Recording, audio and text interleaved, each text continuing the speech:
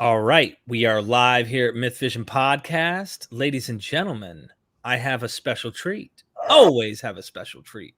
Dr. Zvi Ben-Dor Benite is joining us today, and he is an expert when it comes to these studies. So be on the lookout.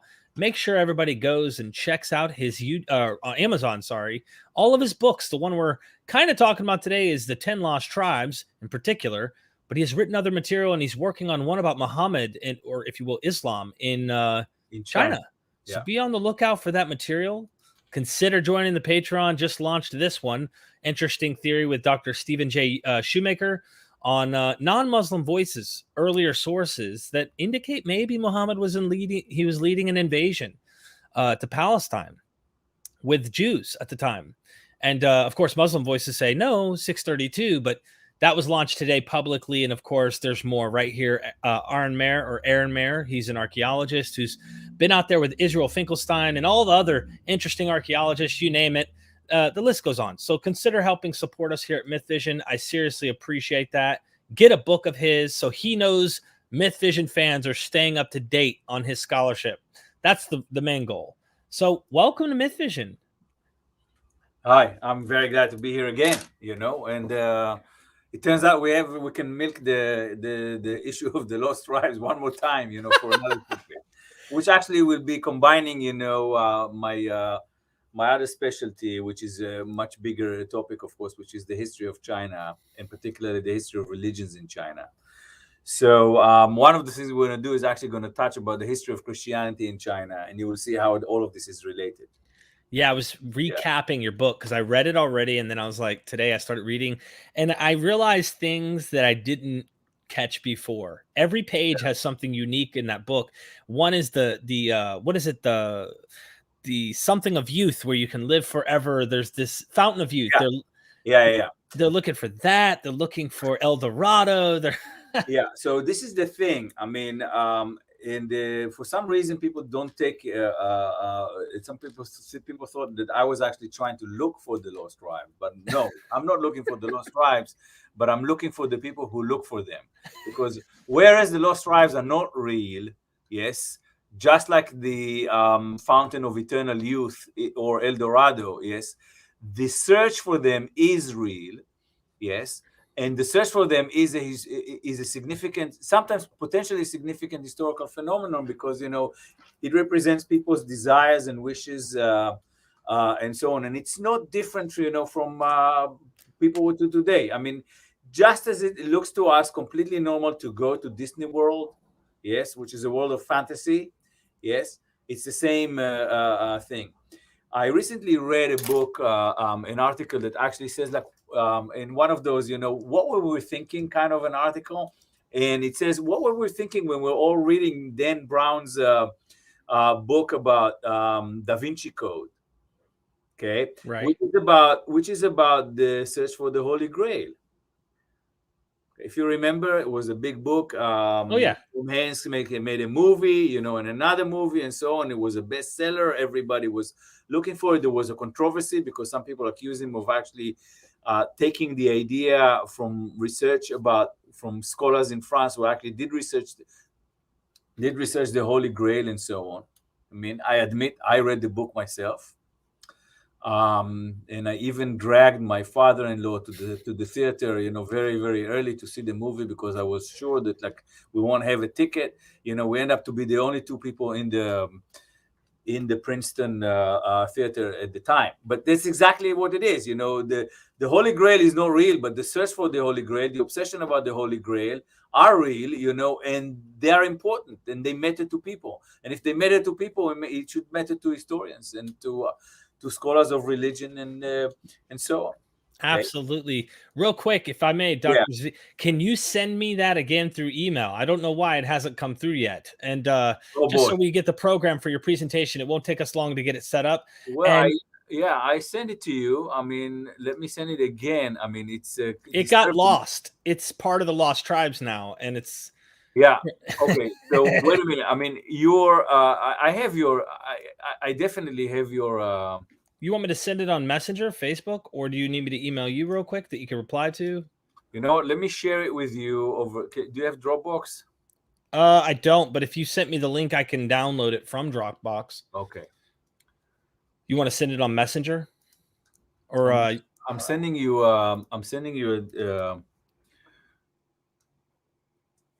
yeah, here we go. You should have now. I sent it twice to you via email, and it's not a big file. Okay, cool. Real quick, Eric, thank you for that super chat. He says, "Welcome back, Dr. Benite. Israel only, let's go." And thank you so much for the super chat, my friend. Let me play our intro while I try to get this running real quick. Yeah. Thank you so much.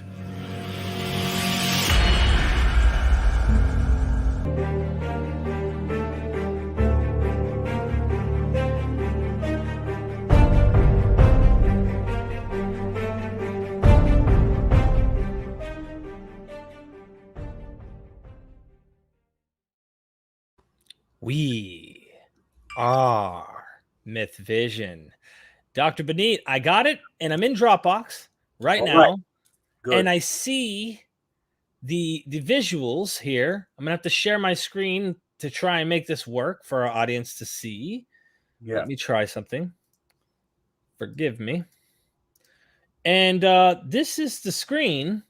And when I hit down, this is what I see. Does this look right? Exactly. Yeah, that looks very right. Yeah, and I can speak to it immediately.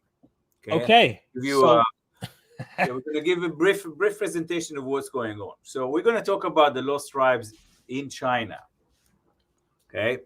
Now, are the lost tribes in China? No. Did they make it to China? No.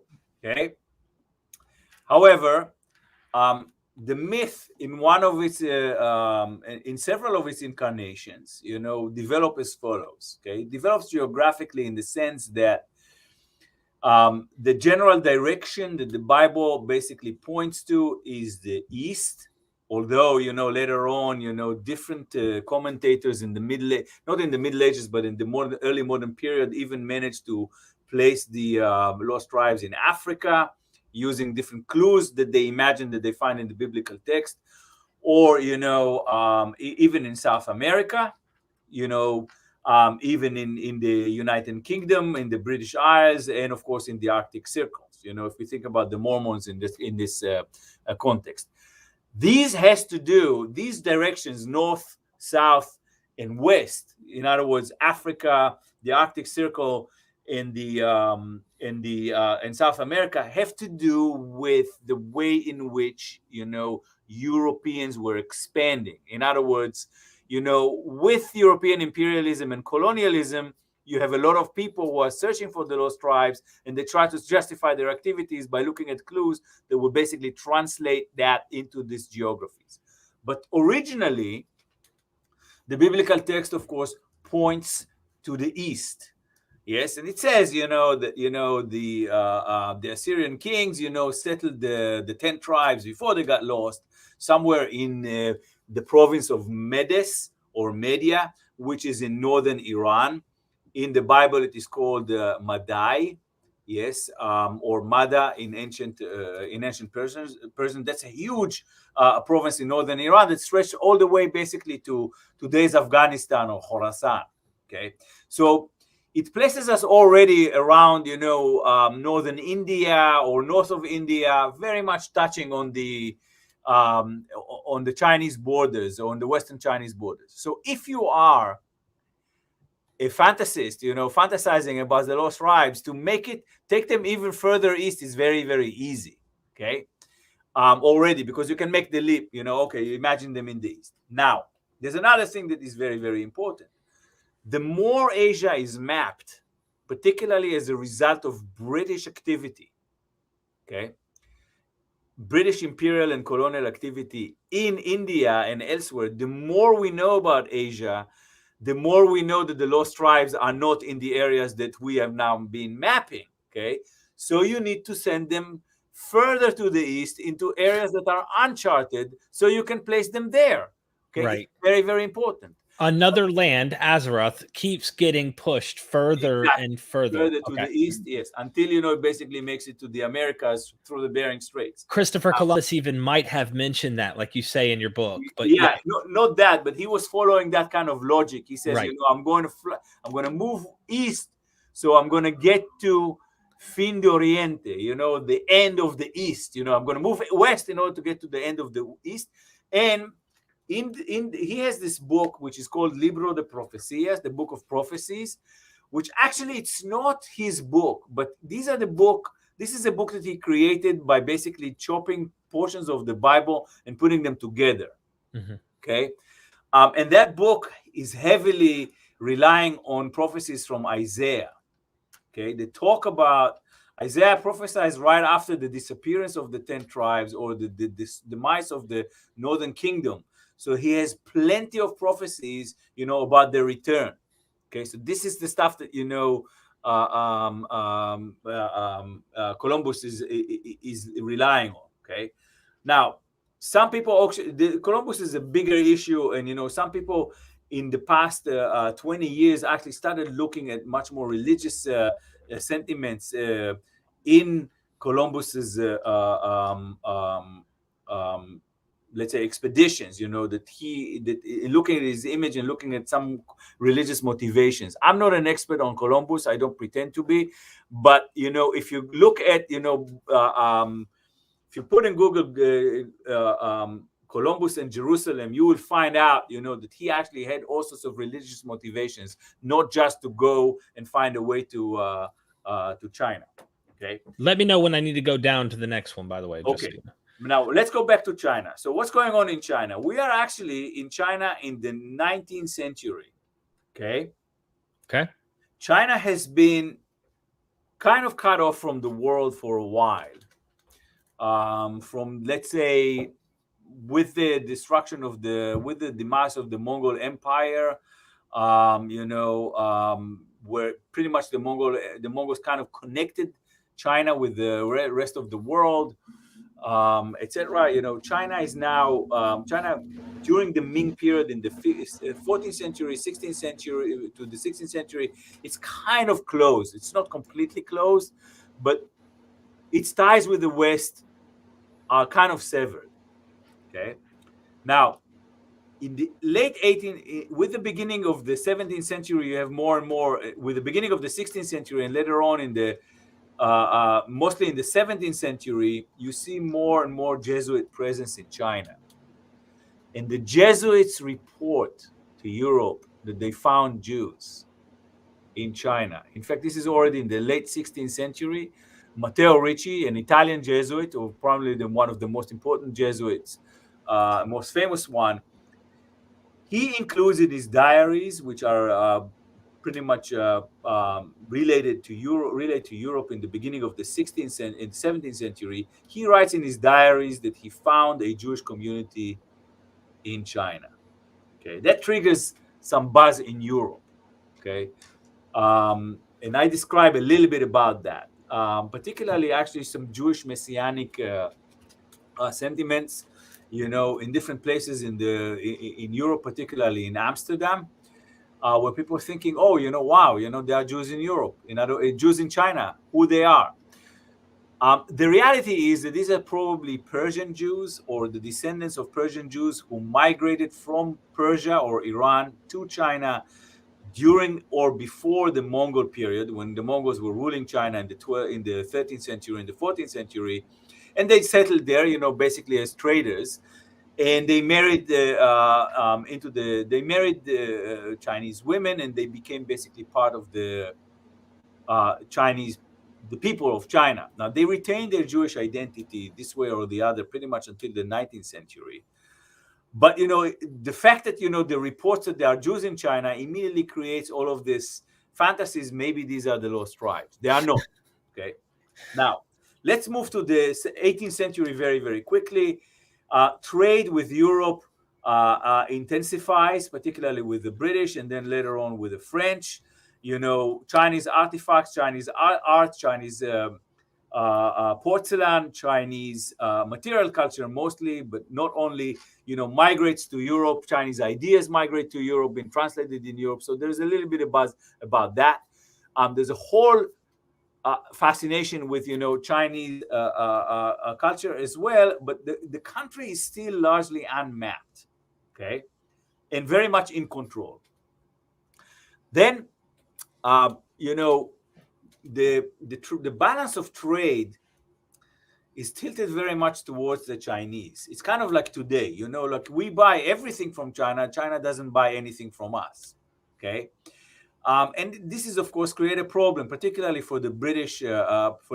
So at the beginning, the British tried to say, to do something about it. So they sent, in the 1780s, they send a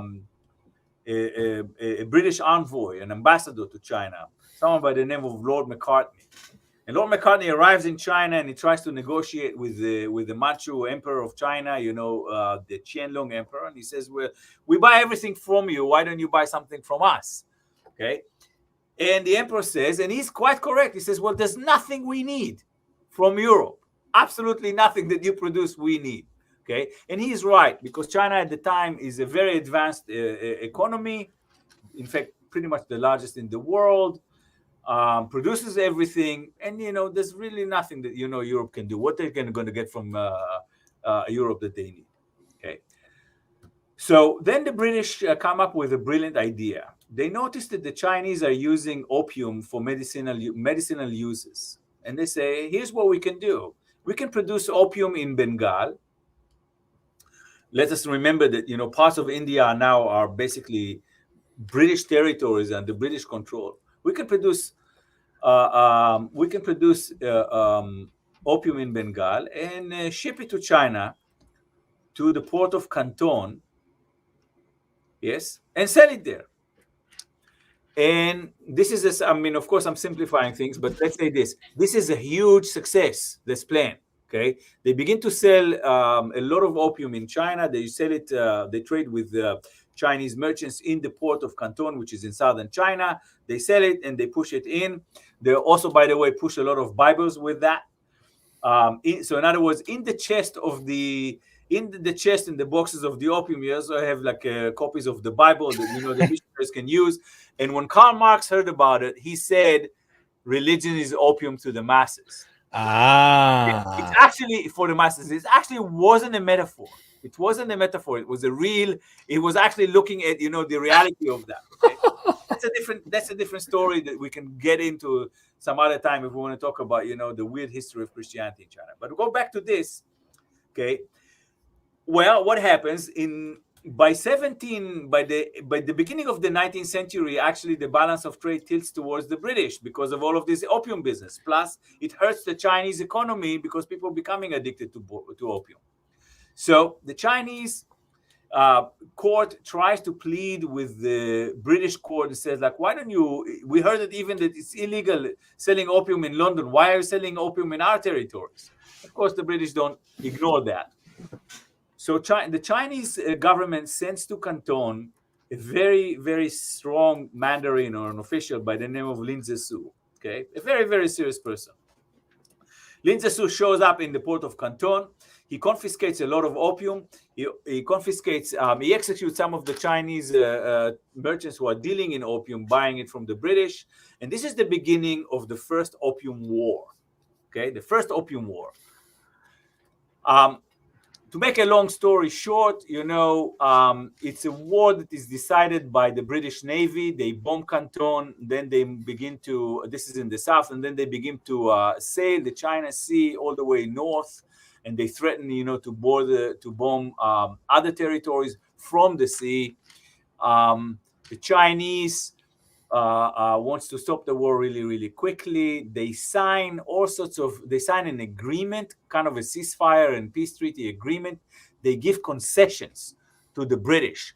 And I'm going to mention only three that are important. One is they concede that the British are now able to, are allowed to sell opium in China freely. In other words, whereas before it was forbidden, now not only that they can do that, they even have a monopoly on dealing with opium in China. The second thing is that they give them Hong Kong, Okay, in other words, they give Hong Kong, and Hong Kong becomes a British colony. And the third thing that they do is they give them another treaty port. They used to call them. They give them another territory, another concession up north in a small village called Shanghai.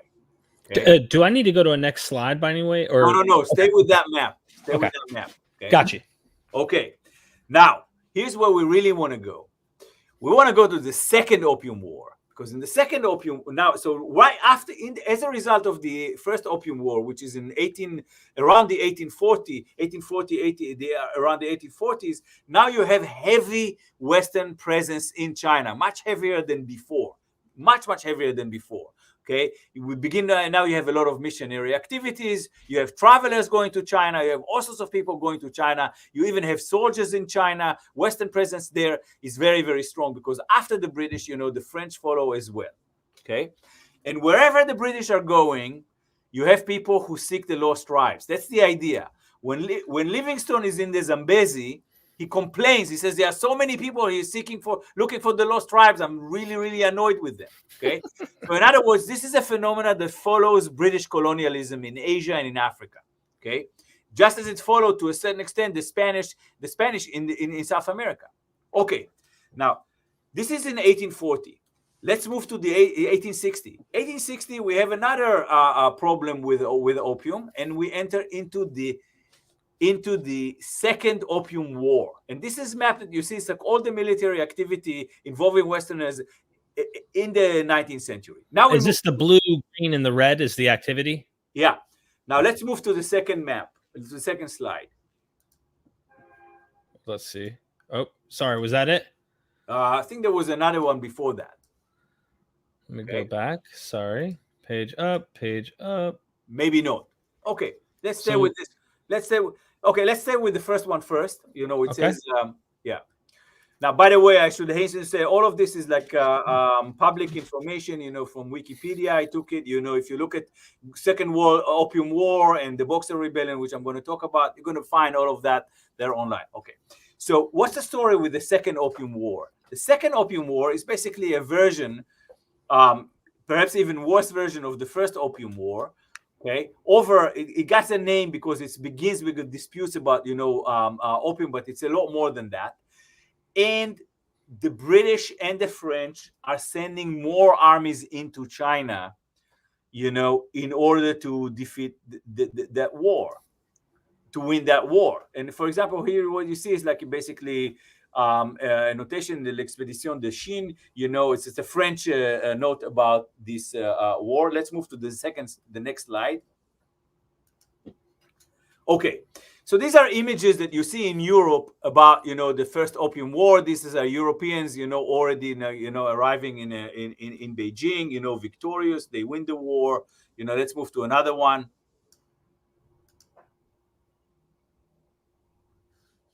Okay, here this is the signing of the treaty in Tianjin, basically where the Chinese are going to make more concessions to the British and the French as a result of losing the Second Opium War. Okay. I think I have enough. Yeah, these are British soldiers, storming, the Chinese walls of I think it's Beijing. I'm not sure. But the point is that, this is the images that you see in Europe that are invented in Europe. In other words, the Chinese are losing, the Europeans are winning.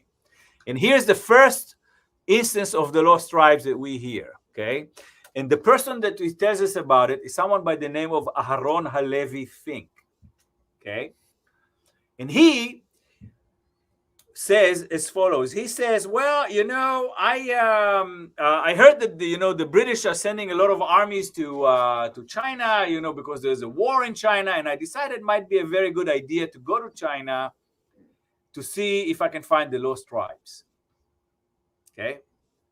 Now, he apparently he says, that he went to India, where he found, he befriended a captain in the British Army, a British captain, and he asked him to join the forces that were going from India to China to fight. Okay, so indeed he did go there. Okay, he goes, it's very clear also that the British captain, was also he was also a believer, at least a Bible believer, or in my book I describe a lot of people really believed in that, a Bible believer, or he was himself like into the idea of the lost tribes. It was like a kind of there was a mania about them in England at the time. Okay, so he says, okay, why don't you come and look for the lost tribes? The assumption is that these people speak Hebrew, and you need to send some Jews to look for them. So Fink goes to China, and he reports about it to a Jewish newspaper called Hamagid, the Teller, which comes up in Europe. And he says, hey, of course, I went to China because, this captain allowed me to join the armies, the British armies, to go there. And I was touring China, and of course, I found the lost tribes. This is where the lies begin. Okay, he says, I was crossing a river, and there was some mountain there, and this and that, and so on and so forth. And then I found a strange person who was trying to hide from me, and I went there, and I said to him, "Are you from the lost? Are you from the lost tribes?" And of course, the guy said yes. Okay. If you look at stories about people who claim that they found the lost tribes, it's always the same thing, and you can see them also like in the 16th century, 17th century in South America. Someone was going, and there were like some people hiding, and they were hiding in the mountain. They were trying to make sure that no one sees them, and then he went and he says, "Are you from the lost tribes? I'm a Jew." And then the other guy comes out of the lost tribes clothes and says, "I'm from the lost tribes, but don't tell anybody we're here. We're waiting to come out." Okay. Now, something very, very important here. The idea that the military presence in China is important, because in the beginning, like already in the Middle Ages, but also in the early modern period, there is some sort of a militaristic image to the lost tribes. In other words, they are imagined as soldiers. They are imagined as very, very strong militarily people. Okay, and this is enhanced by all sorts of inflections and other charlatans who come up and saying that. These are really, really serious armies. Okay. In a way, it's basically people want to imagine them as the exact opposite of what the Jews are. If the Jews are weak in Europe, then their imagined counterparts somewhere elsewhere in the world should be militarily strong. Okay, that's a very, very important trope that follows them a lot of that, and this is connected to a myth of revenge. Taking revenge in the Gentiles, etc., etc., etc. Okay. Now I'm going to cut the long story short because there's one significant important element in that story. Okay, he says that he found, and this is why I know that he wasn't lying completely about being in China. Fink says, "I found the land of the lost tribes in the province of Sichuan." Now, and here why you need to know something about China and to know something about the Talmud. Okay. Then when he was saying Sichuan, I said, okay, if you're already lying about the whole thing, why insist that you found them in the province of Sichuan? And then I remembered something. Okay, I remembered that in the Talmud, which is like a text of a very important Jewish text that is written after the biblical period, which is sort of a commentary on Jewish law. Yes, but it has a lot of folklore and a lot of tales and a lot of legends in there and so on. There's one place in which the sages of the Talmud discuss the question of the lost tribes, and they ask, where are they?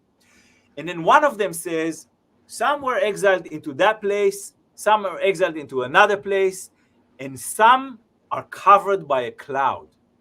In other words, he basically says the reason why we can't see them is because they are in some sort of a territory that is covered by a cloud. Okay. Now, if you know something about China, Sichuan is a province that is actually covered kind of by a cloud. Okay. And we know that it's actually nicely represented in Chinese geography, because the province south of the province of Sichuan is called Yunnan, which in Chinese means south of the cloud. Okay.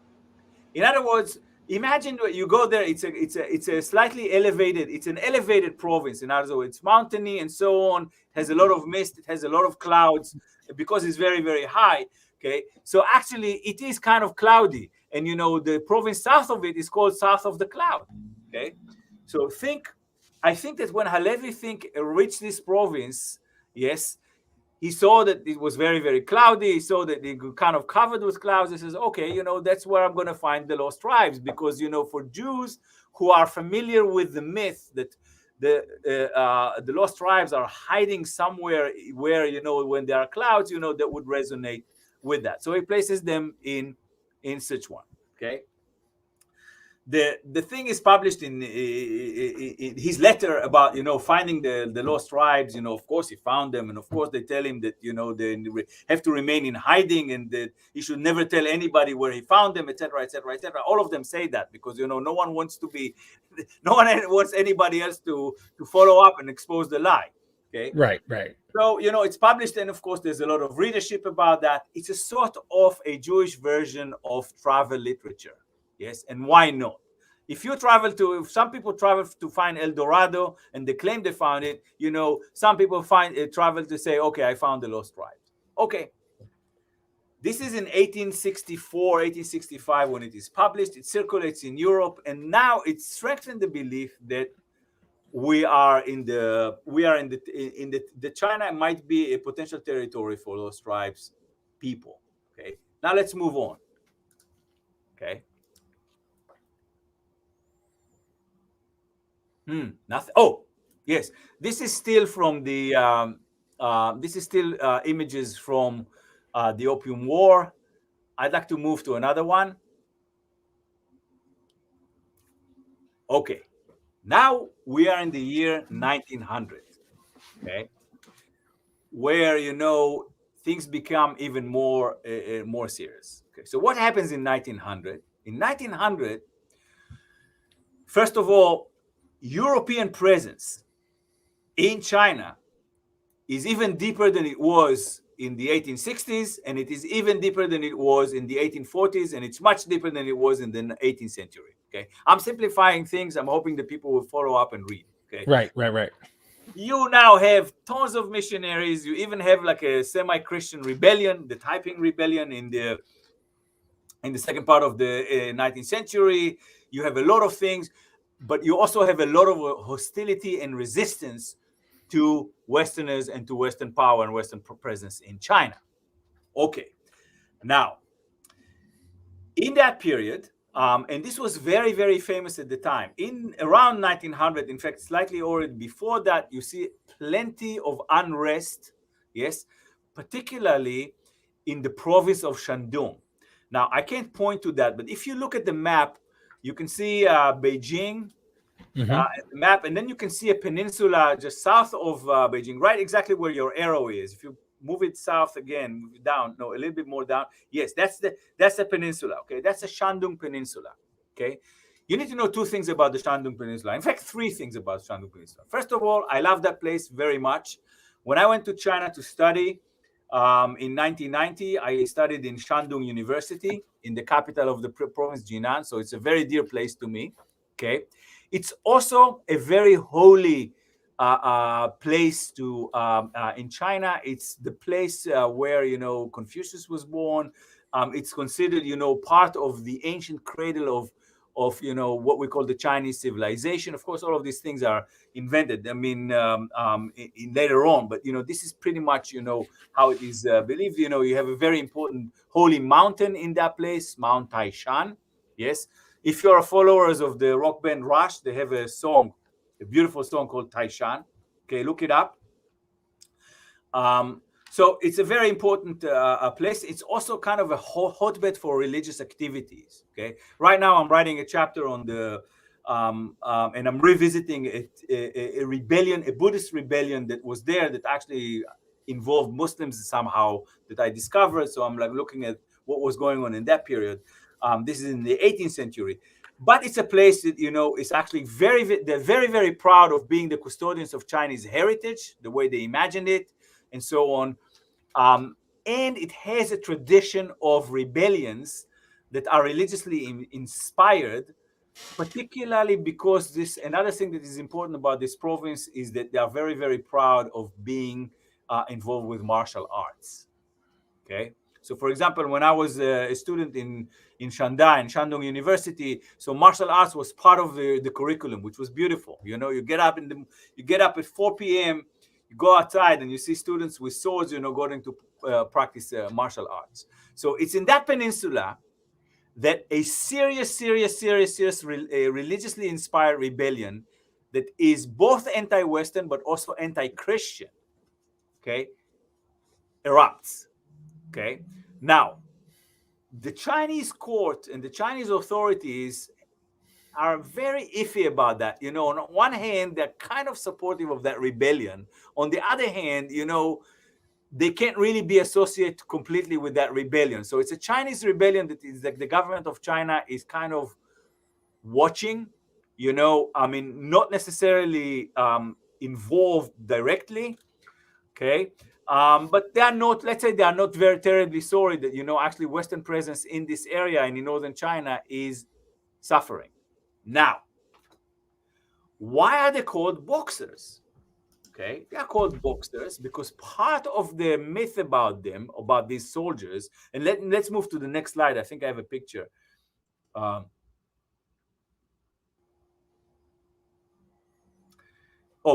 Well, this is a picture of yet another Muslim anti-Christian activity. These are Muslim soldiers that attacked Christians, missionaries and Christian converts, you know, elsewhere in China, but around the same time. So I put it there. But let's move to another one. Yeah. Okay. So the thing with that, the thing with the boxers, you know, the thing that gave them the name boxers in the West, in Chinese they had a different name, is that they believed that they can do special rituals and they can combat and fight Westerners and even overcome Western weapons. Okay. Let us remember that, you know, Westerners use, you know, gunpowder weaponry.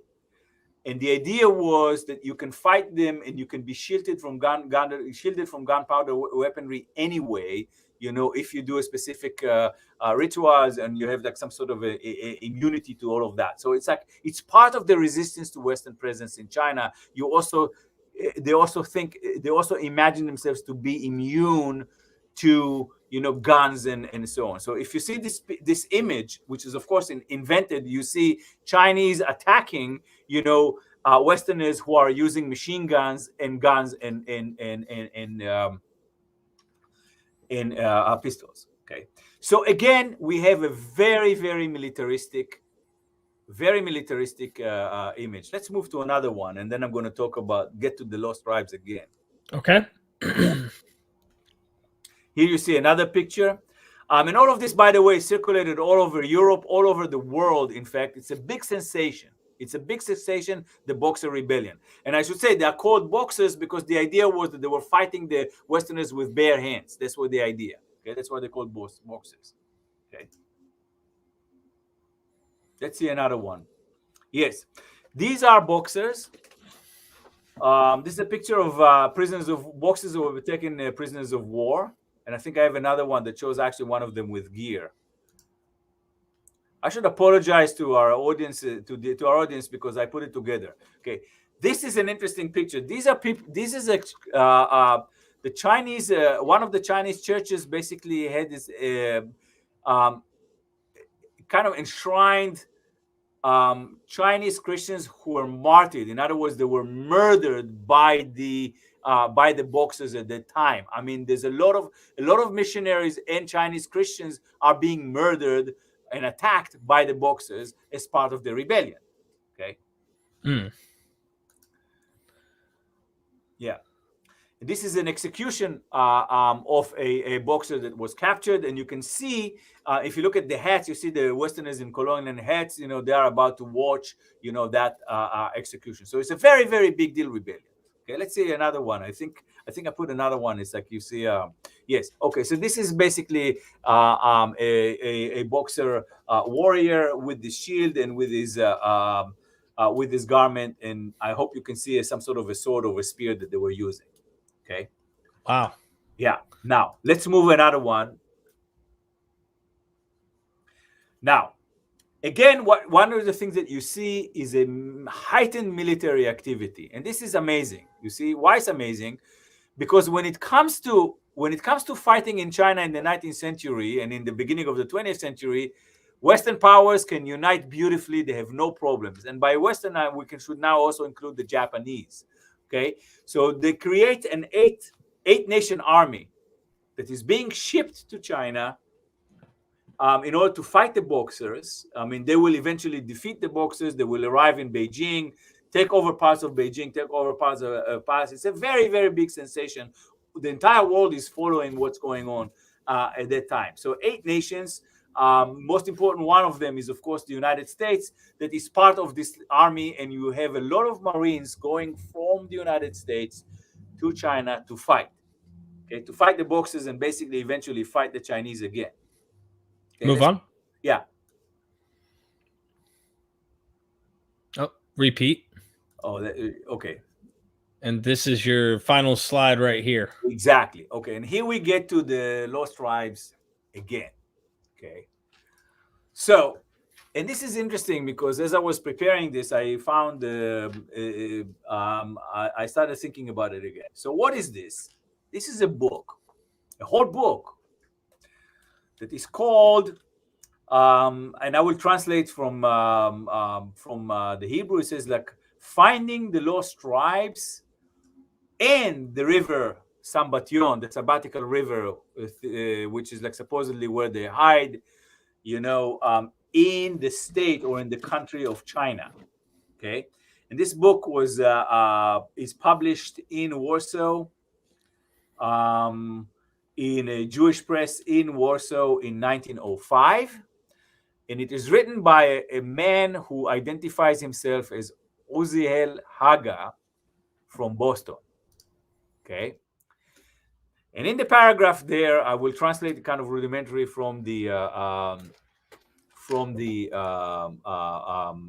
Hebrew. In this book,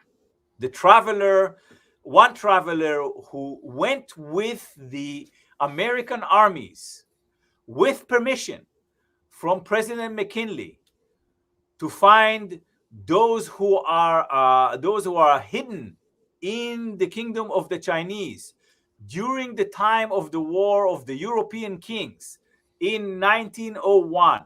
Yes, in China. In other words, this is the war of that we were just describing, the Boxer Rebellion. Okay. In this book, this traveler, Uziel Haga from Boston, will describe,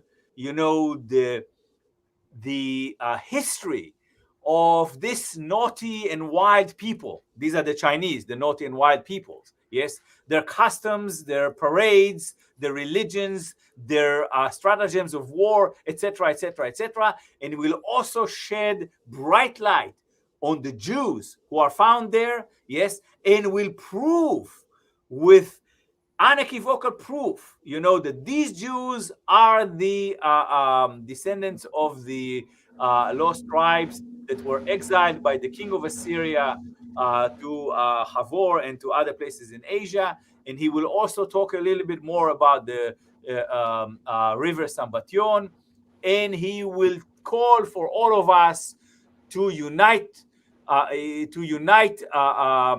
all the Jewish people should unite between, and it's very interesting, he uses the word curtain, as in the Iron Curtain. He says Jews from both sides of the curtain who are separating between us and them, should unite, and many, many benefits will come out of this to the people of Israel. Okay?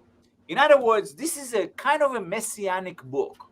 He says, the traveler Uziel Haga is going to say, I'm going to go to China. I'm going to find the lost tribes, and when I find them, I will reveal where they are, and I am going to issue this book, and as a call for a reunification of all the Israelites, yes, the Jewish people in the world.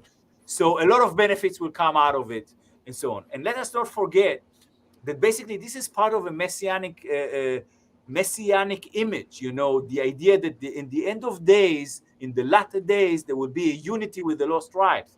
Part of Mormonism is an inflection of the same myth. Okay, British Israelism is part of an inflection of the same myth. These are Christian versions of it, and here is a Jewish version of it as well. Okay. Now, do you want me to drop the visuals now, or one more minute, okay? Because like here's when I come to the nice part where actually I believe that the guy did go there. Okay. Okay. It says this: the name of the traveler is Uziel Haga from Boston. That the Chinese boxers captured, and he died in their prison after, in agony, after being tortured, and he was never really brought to barrier, etc., etc., etc. Okay. Now, this is an interesting document. Let me say what's nice about the document, and let's say what is troubling about this document for historians. So the thing that was nice about it, so when I read it, I found it to be a fairly accurate description of China in the 1900s. Okay. For example, he goes into different places and he describes the way people look like. He describes their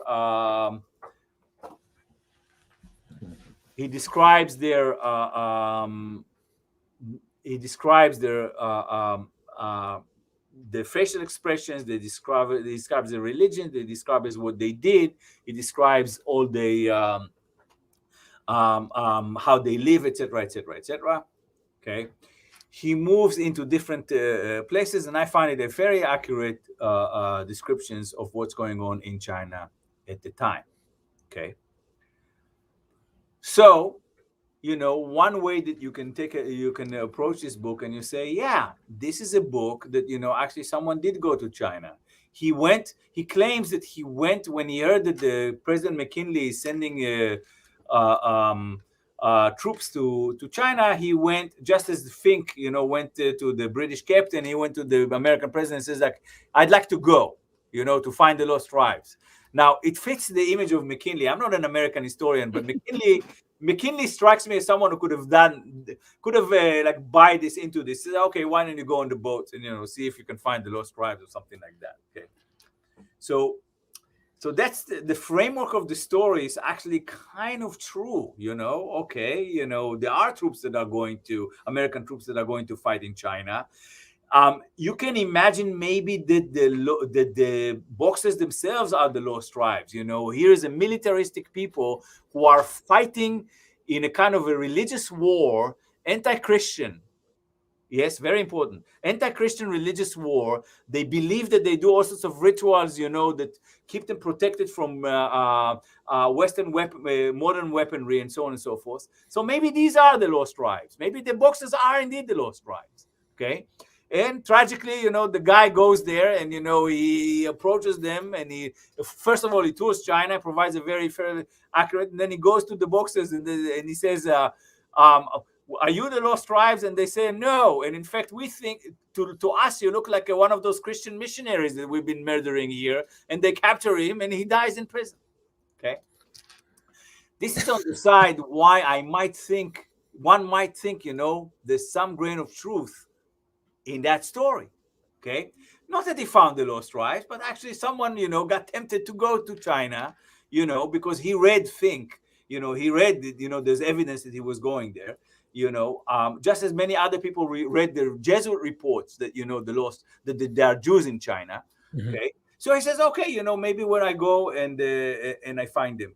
I mean, one thing that I should mention here is that in the book of Daniel, okay, there's a prophecy that when the Jews will be spread all over the world, when they complete their spread all over the world, then the redemption, the end of days will come. Okay, so in other words, you must have them in China because this will be the fulfillment of the prophecy. You must locate them everywhere in the world, and if you find them in China, that's yet another place that you found them. That means that their spreading all over the world is continuing, bringing about, the end of days. Okay, so there is a messianic desire to find them. Now, do all Jewish people want to find the lost tribes in China? No, but all you need is one. All you need is one with such a fantasy, and we know that there are when it comes to religion, you have more than one, you have all sorts of interesting fantasies about it. I mean, just think about, the religious scene in the United States. Yes. So all you need is one to go there and produce this book. Okay. Or do this travelogue and, do this book. So all of that part actually rings true. Okay. The McKinley papers are online. You can read them. I struggled with all of them. I tried to find out any evidence that he met with anybody from Boston or any Jew. At that point I said, okay, I don't care if he's from Boston. Like finding the guy, maybe he writes in his notation that I had some here and I allowed him to go to China. He didn't. But the person who put together this book knew what he was talking about. He knew that the American president was McKinley. He knew that you needed permission to go with the Marines, etc., etc., etc. Okay, so the basics of it, the basics of the story here in this book are true. Okay, now the other part could be that someone in Europe who basically wanted to write some sort of propaganda type, or People's Magazine thing, sell something about China, because there's readership and people buy, there's print and people buy, they want to buy, they want to read. Okay, so in other words, what they did is like they took somebody else's description of China, okay, which are available. As I said, there are many reports about the Boxers. I don't know how much in Eastern Europe, and I don't know how much in the Pale of the Settlement, and between Russia and Poland, Jews are actually reading about the Boxer Rebellion. But maybe someone did, and decided to come up with the idea of this book. In other words, write a description of China, which is pretty much a translation of an existing description of China during that period. Okay.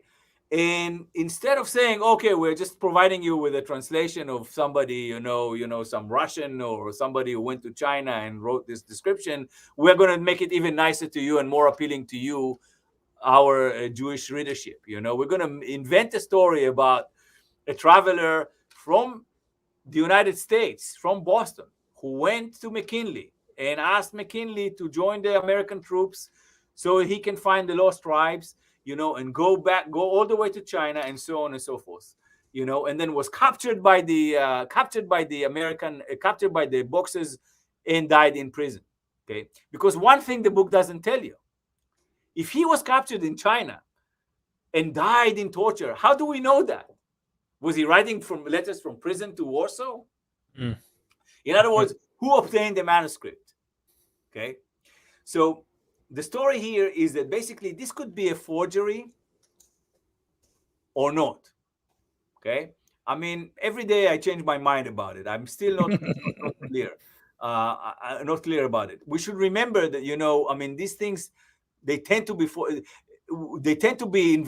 of it. Intend to be invented anyway. Because there are no lost tribes, but you want to invent something. But if it's a forgery, it's a very, very clever one on the part of the publisher in Warsaw, because it basically says, okay, all I want is to sell a Lonely Planet guide to China, but I'm going to make it much more interesting. In other words, I'm going to take some existing description of China, I'm going to translate it into Hebrew, and I'm going to turn it into something that was written by a Jewish traveler in China who was in search of the lost tribes, and that was actually captured by the Boxers and died in their prison. Okay. In other words, it's much more interesting story. Wow. And this is how we did not find again the lost tribe somewhere in the world. This thing keeps going and going. So it's really interesting that the geography changes, then it becomes people. You were talking about this in your book on the lost tribes. You talk about Christopher Columbus. I mentioned this at the beginning, where he mentioned either a new world, quotation marks, or it means another place, another land, Azareth. Yes. And he may be thinking in the Jewish and biblical sense that the lost tribes are over here in this land, And then that's when the Native Americans, and there's this debate going on with them for centuries, if you will. Yeah. But we have to be very, very clear here online. Yes, I do not say that Christopher Columbus, was in search of the lost tribes. Okay, I do not say that. I don't think that this was his main motivation. His main motivation was to get to China, to get to the land that Marco Polo describes. Okay, and he says, I'm traveling. But, and there are better scholars than I that actually show that, he was a religious person, and he was thinking about religion, and he was thinking about the religious meaning of his travel. Okay, in other words, there's a tendency to look at Christopher Columbus as a kind of a secular traveler, land discoverer, and so on. That is not entirely true. Okay, I mean, he wasn't about to discover anything. He wasn't he wasn't an explorer. I mean, the whole idea of exploring, is like after Columbus, and then projected back to Columbus, making him, the first explorer, the first significant explorer. So that's number one. Was Columbus someone who was religious and was inspired by religious myth? I think certainly. There's a I cite, when I write about it in the book, I cite, people who describe, his ideas about Jerusalem and all of that stuff. These are, of course, fantasies about return, because Jerusalem is all about, return. Now, what is true is whenever, you have a discovery of a land, it immediately some people begin to contemplate the possibility that the lost tribes are there. Okay, that maybe that's the other land, that's the another land that, the book of Ezra is prophesying about. Okay, so for instance, the Spaniards, the first colony of the Spaniards is actually the Canary Islands. Okay, that's before. People think that, Columbus left Spain itself. No, he did not leave Spain. He went from Spain south to the Canary Islands, and then he went to and then he sailed west. Okay, this is very, very important, because had he sailed directly from Spain, he would have arrived in Canada. Okay, much more to the north. The fact that he actually sailed south and places him more in the Caribbeans. In other words, when you sail west, and remember, he doesn't know that there is America. All he knows that if he's going to sail west and keep going west, he's going to reach the east. The east meets the west. Yes, fin de Oriente, the end of the east. That's what he says. Okay. Now, within that context, there are people who think, we might run into other people. And when they discover the American continent, okay, there are immediately all sorts of stories coming out of this. One is like, that maybe these are the people of Carthage. In other words, the old people of Carthage, after being defeated by the Romans, started migrating first to Spain, and from Spain they kept going westward, across the Atlantic, and then landed up in Latin America, in South America. This is why, by the way, the name Cartagena, yes, Carthage, occurs a lot in these areas. Now, this is important. Why is it important? Because first of all, it's part of for some Spanish, this is a trick to lay claim to the territories they are now conquering from the Native Americans, because they say to themselves, we are the descendants of the Carthaginians. Okay, in other words, we are not taking something that didn't belong to us. They're saying they are that. Yeah. I mean, this is another thing about people who colonize. They never really like to say, we come to a completely new land. There's always something that connected us to this before. Okay, so this is one of the things that they say. Okay, another thing that is going on, and not everybody is entertaining that, but some people do. That's the point. Another argument is that, that's the land of the lost tribes. And that has two interesting inflections. One, if the lost tribes actually went to the West and settled in the Americas, and they are hiding somewhere, then that means that, again, this land is ours. Because remember, Christians claim the lost tribes just as Jews do. Okay? So some people say, well, the lost tribes are there. Yet another inflection of the myth in the South American context is even more interesting. Okay, some people begin to say, well, the horrors that we are now inflicting on the Native Americans, and remember, this is basically accompanied by war and genocide, are actually something divinely justified. Because didn't God say that, he's going to punish the lost tribes, throw them into another land, doesn't want to see them anymore because he's very, very angry at them, cover his face from them? In other words, everything that we are now doing to the Native Americans is justified biblically if they are the descendants of the lost tribes. In other words, we are just the rod of God.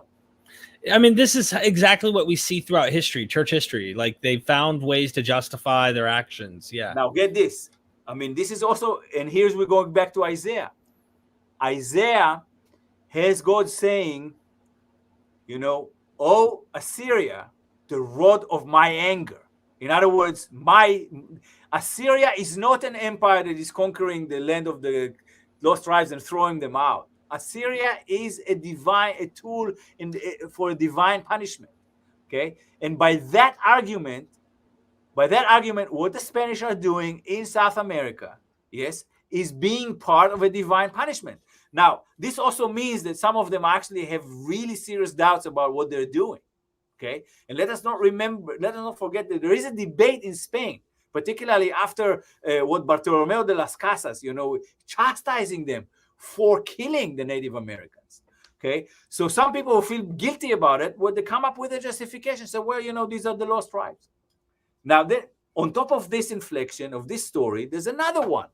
Okay, some people, and I mentioned in the book, a Franciscan monk, he begins to entertain the idea that the lost tribes are a group within a group. In other words, they are a group within the group of the Native Americans. They are in hiding, and they are preparing to come out. Again, the military image of them comes out. They are ready to come out and take revenge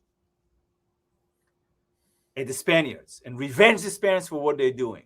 Okay, that basically feeds into more fantasies that we want to place on this group.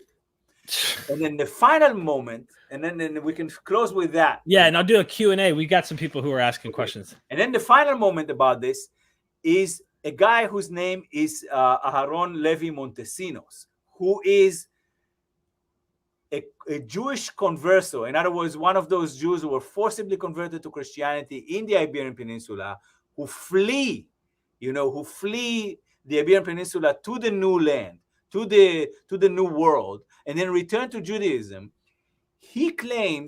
This man claims that he found the lost tribes, and that the lost tribes promised him that they are about to come out, and take revenge over the Christians, for all the horrors that they are doing. Okay, so he has this fantasy and so on. Now I'm going to tie this to China in a very, very quick moment. There is a person in Amsterdam by the name of Menashe Ben Israel. Menashe Ben Israel is a rabbi, and he himself is part of this Iberian diaspora of, people who were forcibly converted to Christianity by the Spanish and the Portuguese kings at the end of the 15th century. Later on, many of them, some of them, not all of them, find refuge in the Netherlands, in Amsterdam, okay, where there is a religious, when they can return openly to Judaism. When he hears about the stories coming from South America, and when he hears about, the Jesuit reports that I mentioned an hour ago, the Jesuit reports about finding Jews in China, he writes a book, which is kind of a book, it's a book called Hope of Israel. And the book is basically a global history of Judaism, in which he says, look, we are all over the place, we're all over the world. We have evidence now, we have rumors that there are Jews in China, and we have rumors that we have found the lost tribes are found in South America. That means that our process of spreading all over the world, yes, is almost complete. And when it is complete, then redemption will come. Then when the Messiah will come. Because if we are in the edges of the East, which is China, and the edges of the West, which is South America, we're there. There's only one place where you have no Jews. You know where it is, Derek? I would hold on. When are we talking? What date are we talking? We're talking about the mid 17th century. Okay, China. With China, we just have Okay, Jesuit reports. Yeah, so the only place other than China, yeah, I geez, can tell you. Yeah, as a, across the channel, across the channel in England, because okay, England was the first country that expelled Jews in the Middle Ages in the 13th century. So Menashe ben Israel writes this book, and he travels to England. Okay, travels to England to meet with Oliver Cromwell, the ruler of Britain at the time, in order to extract from him permission for Jews to settle in the British Isles after they were expelled, some several centuries before. Now, he says in his book, this mission is a political mission, but it's also fueled by this messianic desire to complete the spread of the Jews all over the world and bring about redemption. That's why he's going there, to say, okay, let us settle in these isles, so we can. He doesn't say this to Cromwell, but basically this is what he says in his book. Okay, so this is actually a diplomatic mission that he's going to do, and so on. Okay, now the book becomes a bestseller. It's translated immediately. It's published in English in London. It is translated in several languages.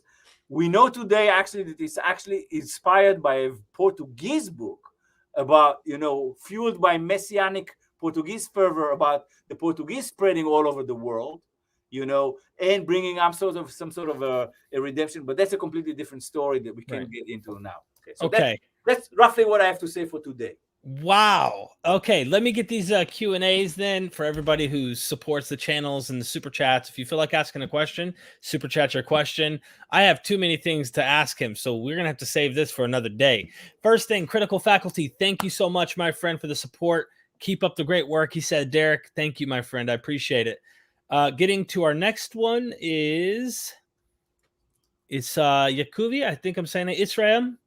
My Abba Zadok or Zadok traces his lineage back to the tribe of Levi, a priestly class who was scattered by the Romans.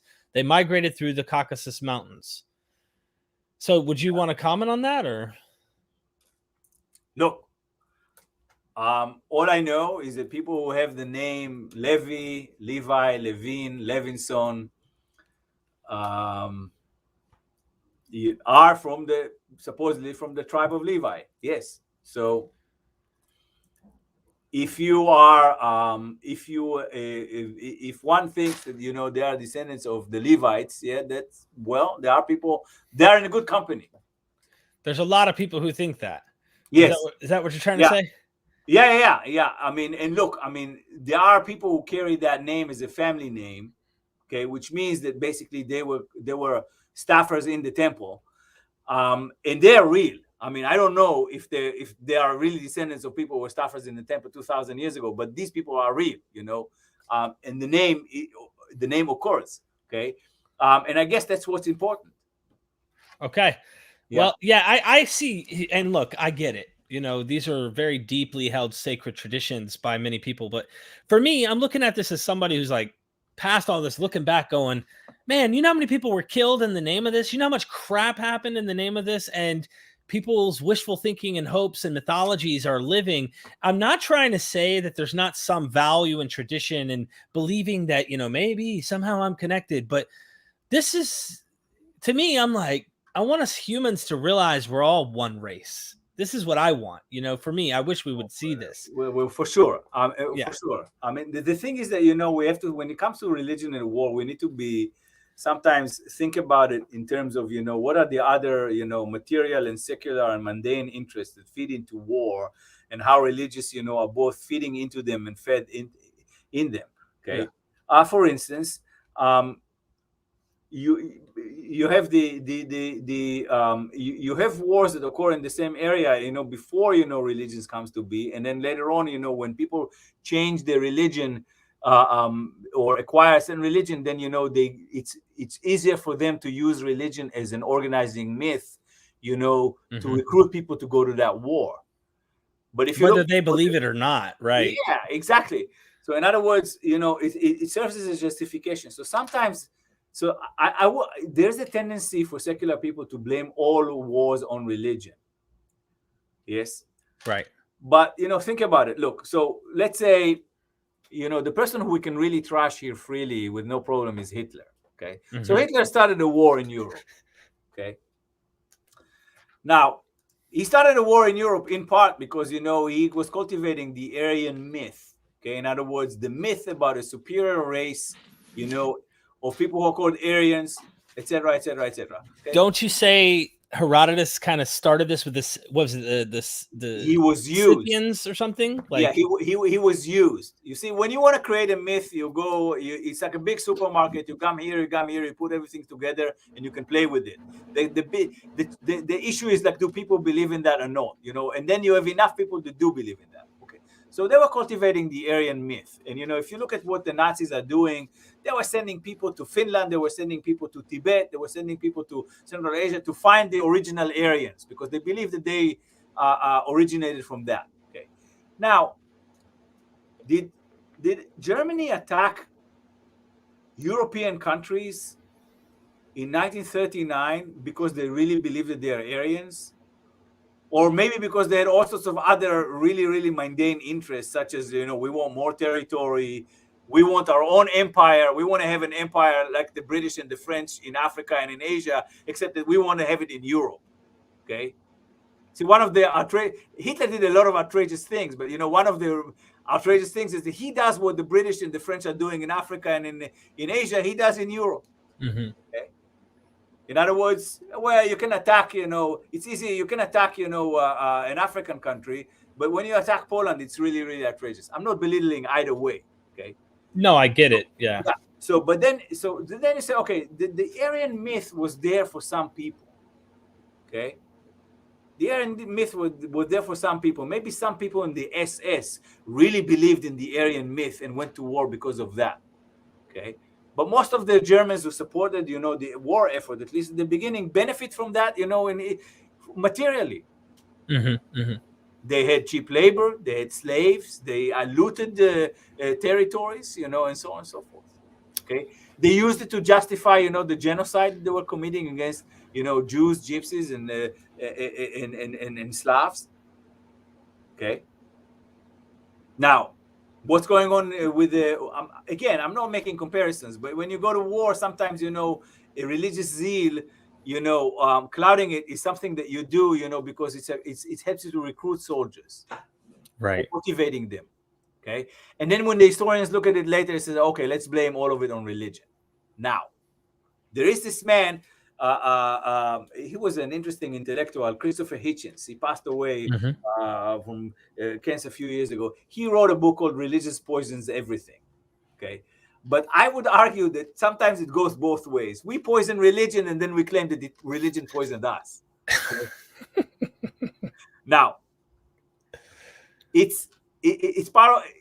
At the same time, it's kind of a fact that when you rebel against oppression, it kind of helps if you have an organizing myth, a religious myth that motivates people. Maybe promises of the world to come if you die at war.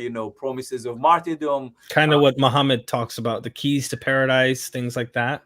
Yeah, but let's not forget he's not the first. Early Christians do it too. Early Christians do it too. Yeah. Okay. Look, I just mentioned it because I read that recently in the Doctrine and Jacobi, interesting document. Yeah. Now, when we associate jihad, we say holy war and all of that stuff. But what about the Crusades? Okay? Yep. And look, even before monotheism, let's not get things wrong. I mean, Champs-Élysées, yes, in Paris, Elysium Fields. What is Elysium Fields? Okay. These are like some legendary fields that you find yourself, when you die in a Roman war. Okay, in other words, you take people who are poor, and you recruit them and you send them in the army, and you say, okay, if you fight for 10 years, and you retire alive, you're gonna get a piece of land in Spain. This is in the case of the Roman Empire. Let's say you're gonna get a piece of land in Spain, and if you die, you go to heaven. Yeah. Yes. There's so much here, Dr. Benite. Let me move on with these questions because you're amazing. You don't stop. You go all. It's amazing though. Seriously, my friend Eric, thank you so much for the super chat. My friend in Peru, he says, I understand that Jews were from the southern kingdom, the house of Judah, but Yes. Israelites from the house of Israel were also called Jews, or just Israelites? If so, by the way, your Spanish is really good. He said. Oh no. Well, I mean, I wanted to say that Spanish is one of my first loves, and I actually started studying it when You dated a Spanish chick back in. No, I'm just kidding. Yeah. But here's the thing about that. Okay, so you have two kingdoms. The house of Judah and the house of Israel in the north. Okay? Mm-hmm. Now, later on, when the people in Jerusalem take all of these texts and they edit them into one coherent narrative, yes, they begin to claim that they used to be united, that these two kingdoms used to be united, and the name Israel, which until that moment was only reserved for the northerners, become a general name for everybody. And what year are we talking? Babylonian exile, or when they come back from? We slightly before that, Okay. slightly before that, because after the destruction of the kingdom of Israel, you have a lot of refugees who move to the south. Right. They move with their traditions. Okay. Now the southerners want to create a unified narrative. So they begin to incorporate northern Israelite traditions, and there's a payoff there. There's kind of a quid pro quo. Again, I'm simplifying this, but you can look at the different. You mentioned Israel Finkelstein. You mentioned other people. There are now people who are looking at the creation and the evolution of the biblical narrative. We're talking about 7th century on. Okay. So one of the things that happens is you have an encounter between people from the north who carry the name Israel and people from the south. Okay. Now, the people from the north wants the name of Israel to continue because they just lost their kingdom. The people from the south are obsessed about one place. They insist that, God chose Jerusalem. Mm-hmm. Okay. So then you see certain things in the biblical text. One, the name Israel begins to spread and to encompass everybody. So we begin to talk about Israelites, and we begin to say that the people of Judah in the southern kingdom are Israelites in the sense that they are now become the descendants of Jacob or Israel, okay, because they are now part of the 12 tribes, okay. And we should assume that these people are related. They're all related in the sense that they speak a language that we can call Hebrew, okay. Now, so that's one concession that they make. But on the other hand, they force the northerners to consider another thing that is far more important to them economically and politically, is that they should agree that the capital is Jerusalem and that the place of dwelling of God and the place of the temple is Jerusalem and Jerusalem only. And the Judahites, the people who live in Judah, are kind of obsessed with that issue, okay? They hate the temple in Bethel. They destroy it. King Josiah destroyed it.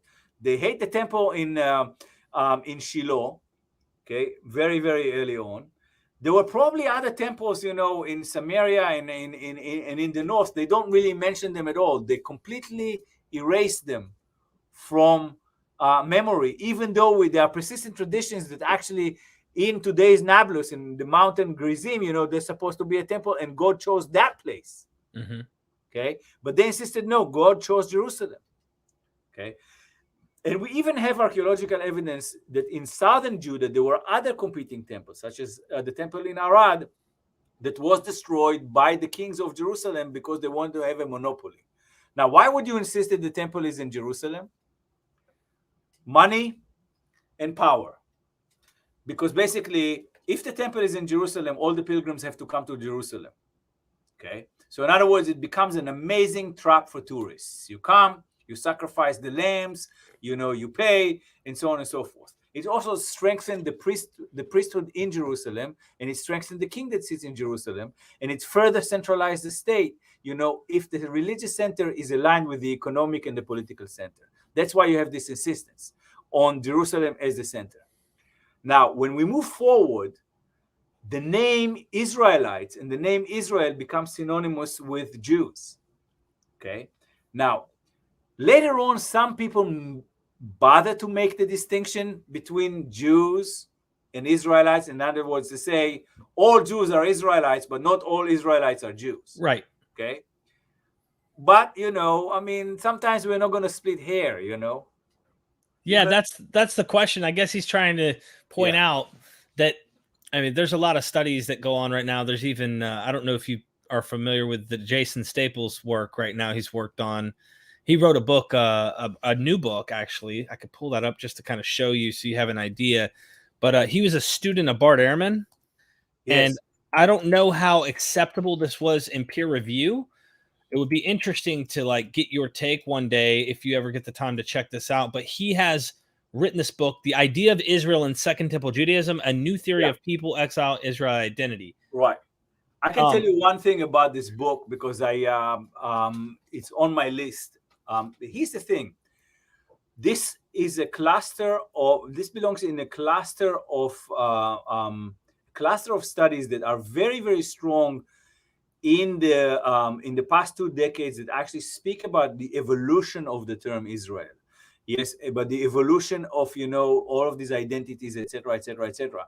Because when you read the Bible, you assume basically that from the moment you have Abraham, everything was like already there. Mm-hmm. Okay.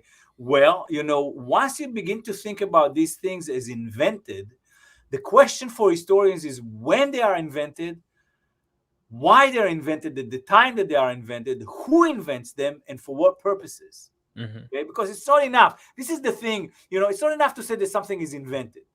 Okay, because once you declare it invented, you actually need to historicize the moment why you did that. Okay, now we need to take it very seriously in the sense that there's very little literacy. Okay, I mean, writing material are expensive. People bother to sit down and write that stuff. So yes, I mean, you can dismiss all of this as a bunch of lies, but the point is that they matter to a lot of people. Okay, right. They matter to the people who write it at a specific moment, and then you ask yourself, why do they do it at that time and for what purposes? That's what I want to know, and that's what I think we're all interested in, that, or most of us. We will never know for sure. We will never know for sure exactly what were the motivations, but the historical quest right now, to find out who did what, when, where, and why, and how is very, very important. Okay. In many ways, if you really want to dismantle things, in terms of like you want to unpack this big package of religion, you have to do what Bart Ehrman did and what Finkelstein did, and so on and so forth. In other words, in order to say, okay, let's see how all of this evolves, as a historical phenomenon, not something that descended on us from the sky. Right. That's what I'm into. Yes. Absolutely. Well, there you go. So technically, if I was to put a date on it, just a guess, when did they call lost Israelites Jews? Do you know when that, like, just an idea? Because we know that Jews are also Israelites, but just to answer that briefly, do we have enough? That varies. I mean, first of all, the idea here is that the moment that they are declared Israelite, they are part of the promise, because it's all about the power of a divine promise. So if you are an anti-Semitic British Israelite in the 19th century, okay, Google British Israelism, okay, then you strongly believe that Israelites are not Jews. Right. Okay, that you're an Israelite, but you're not part of the tribe of Judah, which is despised and, being out there in the revealed world. You are a hidden Israelite, and you're revealing yourself now as an Israelite. And in fact, the fact that you are not from the part of Judah and you're not from part of Jews you're not Jewish is incredibly important. Okay. Now, if you're Jewish, you basically say, well, I mean, these people, the Israelites, received the Torah with us on Mount Sinai. And in that regard, their religion evolved into Judaism the way ours did. Okay. So in this regard, they might belong to different tribes. And in that regard, they are not from the tribe of Judah, but they are Jews in the sense that the belief is that their religion evolved to be what it is, the way the way our religion did. Because remember, if the source of the religion is divine revelation, You don't need to have contacts in order to be the same. Okay? Right. And that's crucial. Why is it crucial? Because this is also the basis of why some Christians believe that the lost tribes are Christian. Because if the source of the faith is divine, then it doesn't evolve, historically and geographically, on the mundane world. In other words, through connections, through the spread of text and ideas, etc., etc., etc., etc. Okay, it's supposed to develop according to a certain divine plan. Yes, disregarding mundane factors such as connections between people.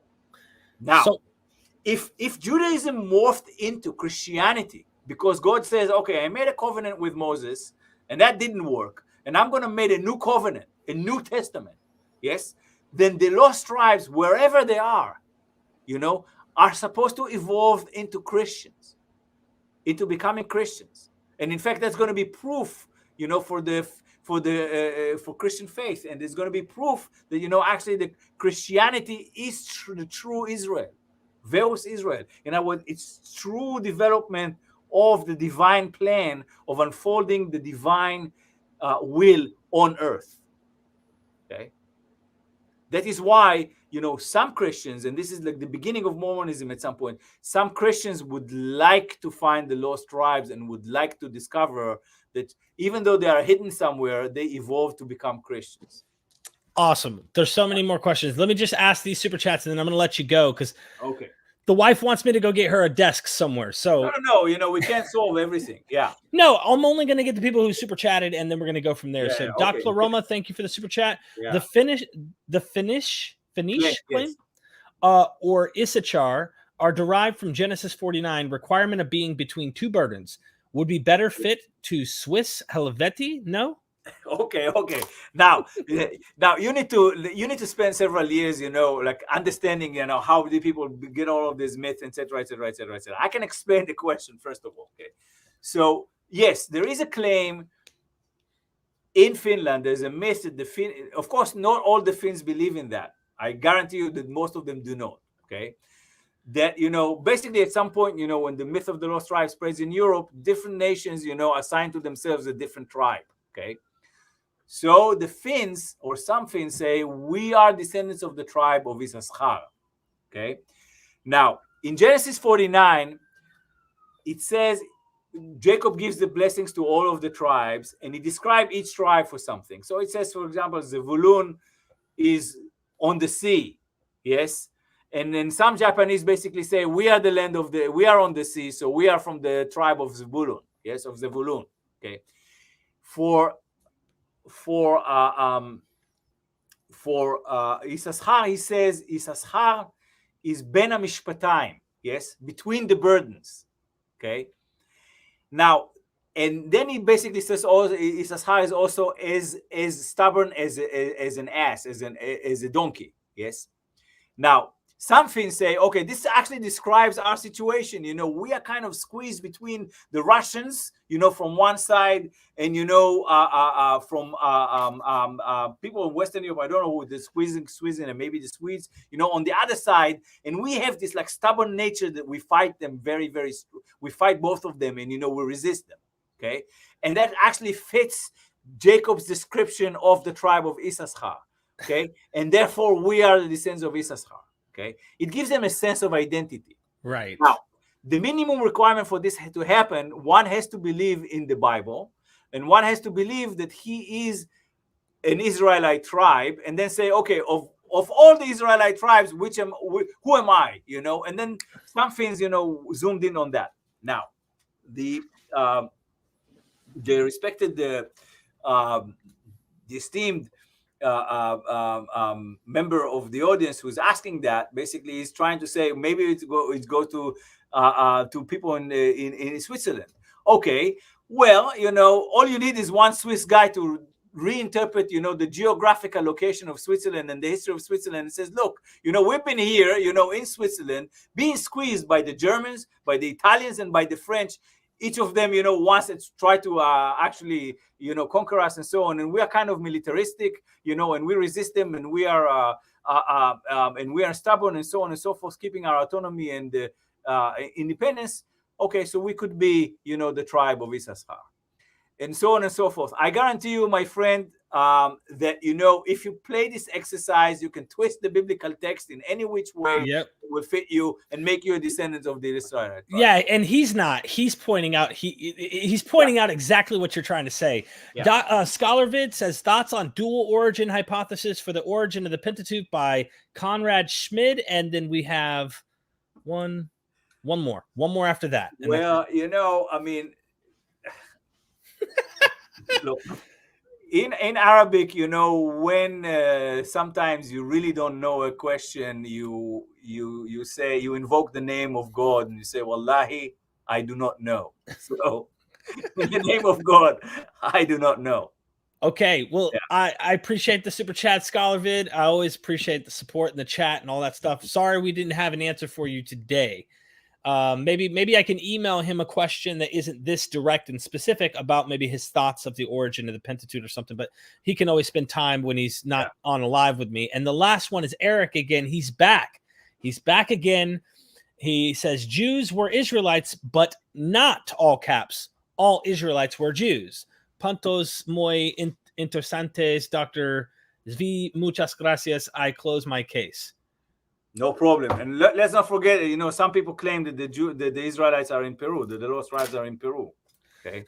Well, Eric, you are a lost tribe of Israel. I mean, let's not find it. It's not just a joke, because, some people from Peru, some Native Americans from Peru were repatriated, quote unquote, to the settlements in Judea and Samaria today on the ground that they are descendants of the lost tribes. Okay. So it's very real. And they're part of the Israeli settlements there, so everybody can use the myth to wherever they want. Yeah. Well, thank you so much. I appreciate your time, Dr. Zvi. I hope everybody goes and gets the book. Did I have this here? Let me make sure they know exactly where to go. And be sure, go get the books. He has another one coming out soon to tease us. That one is on Islam in China. Yeah.